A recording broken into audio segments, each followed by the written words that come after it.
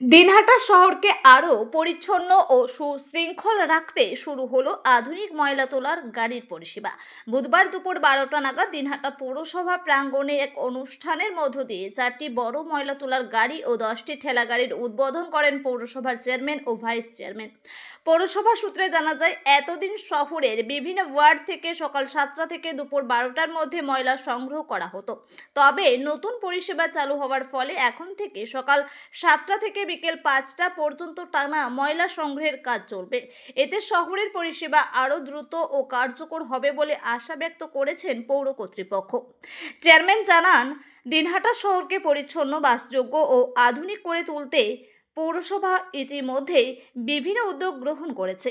নতুন গাড়ি সংযোজনের ফলে ময়লা সংগ্রহের পরিকাঠামো শক্তিশালী হবে এবং নাগরিকরা আরও উন্নত পরিষেবা পাবেন। এদিনের উদ্বোধনী অনুষ্ঠানে পৌরসভার একাধিক কাউন্সিলর, কর্মী ও শহরের সাধারণ মানুষও উপস্থিত ছিলেন। পৌরসভা বিশ্বাস করছে, নতুন পদক্ষেপের ফলে দিনহাটার পরিচ্ছন্নতা ব্যবস্থায় বড় রকমের ইতিবাচক পরিবর্তন আসবে।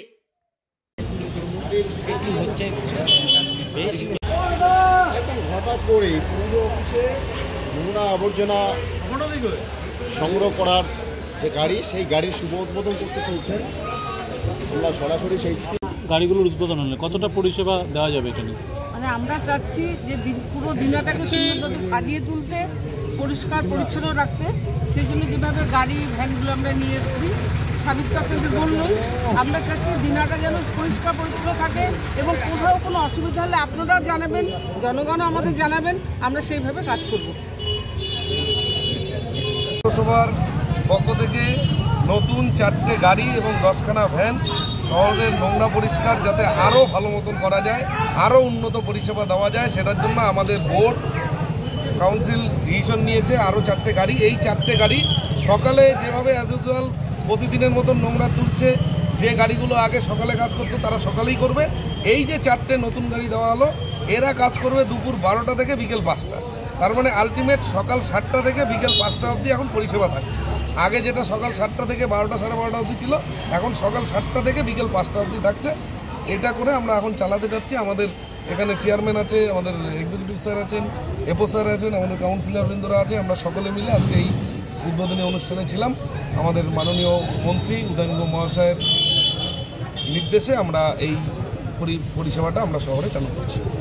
সেটা অবশ্যই আরও কিছু পারবে। এর আগে আমরা জেসিবি কিনেছি, এর আরও মানে শেষ পোলের গাড়ি কিনেছি। বিভিন্ন রকম পরিষেবায় আমরা শহরে যাতে কোনো রকম পরিষেবায় কোনো ঘাটতি না থাকে সেরকম আমরা চেষ্টা করি। আপনি নিজেও জানিয়েছিলেন যে ড্রেন যে সংস্কার ইতিমধ্যেই আমাদের জারি থাকছে। আমাদের ড্রেন সংস্কারের প্ল্যান তো বর্ষাকালে যাতে না হয়, মানে বর্ষাকালের প্ল্যানটা আমরা এখন থেকেই করব।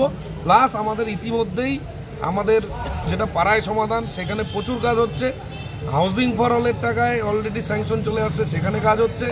আমাদের মন্ত্রী মহাশয় প্রায় 40 লক্ষ টাকা তিনি তার এমএলএ ফান্ডের টাকার থেকে আমাদের পৌরসভাকে দিয়েছে। এইভাবে প্রচুর কাজ দিনহাটা পৌরসভায় আগামী 1 মাসের মধ্যে উন্নয়নের যোগ্য চালু হচ্ছে।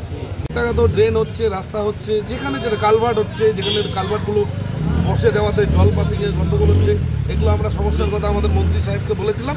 তিনি তার এমএলএ ফান্ডের, ওনার মন্ত্রী ফান্ডের তো প্রচুর কাজ হয়েছে, কিন্তু এমএলএ ফান্ডেরও টাকায় তিনি আমাদের এইবার পৌরসভাকে প্রায় 40 লক্ষ টাকা দিচ্ছেন।